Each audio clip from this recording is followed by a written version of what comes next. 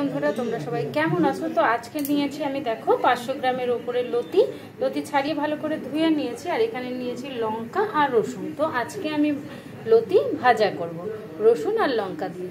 এদিকে গ্যাসে কড়াই বসিয়ে তেল দিয়ে দিয়েছি, তেলও গরম হয়ে এসছে। এবার তেলের উপরে দিয়ে দেব আমি সামান্য কালো জিরা আর 2টো শুকনো লঙ্কা। এবার দিয়ে দেব কুচিয়ে রাখা রসুন আর কাঁচা লঙ্কাটা। রসুনটা হালকা লাল হওয়া পর্যন্ত আমি ভাজব।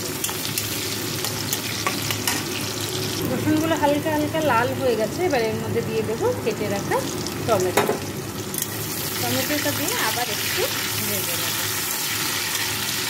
অনেকটা ভাজা হয়ে গেছে, আমি খুব বেশি লাল করে এটা ভাজবো না, মানে হালকা লালই থাকবে। এবার এর মধ্যে দিয়ে দেবো আমি কেটে রাখা লতিগুলো দিয়ে আমি রান্নাটা করে নেব লতিগুলো সেদ্ধ হওয়া পর্যন্ত। এর মধ্যে কিন্তু জল ব্যবহার করার দরকার হবে না, যেহেতু এটা লতি ভাজা। আমি গ্যাসের ফ্লেমটা সামান্য কমিয়ে দিয়ে কিন্তু এটা ভাজা করে নেব। এক্ষুনি আমি নুন বা হলুদ কিছুই দেবো না, নুন দিলে লতিটা কিন্তু একদম গলে যাবে। সেই কারণে লতিটা সেদ্ধ হয়ে আসলেই নুন হলুদটা দেবো।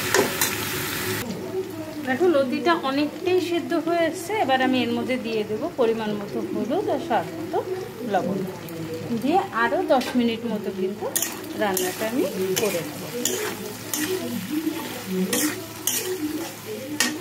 দেখো রসুন লঙ্কা দিয়ে লতি ভাজাটা কিন্তু একদম রেডি হয়ে গেছে। এবার নামিয়ে নেব।